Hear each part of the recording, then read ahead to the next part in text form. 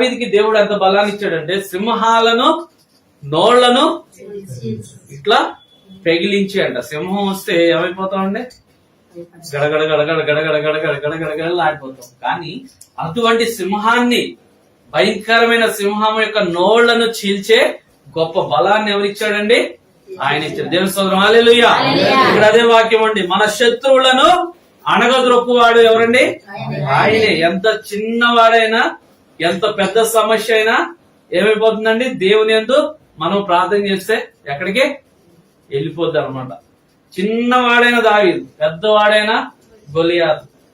చిన్నవాడైన దావీదు పెద్ద ఏది అడవికే సింహమైన రాజుని ఏం చేసిందండి? చంపేశాడు అన్నమాట. మనకున్న చిన్న సమస్యల్లో కూడా వాటిని అన్నిటిని అణగదొక్కేవాడు ఎవరండి? దేవుడు. దేవుని స్తోత్రం, హల్లెలూయా.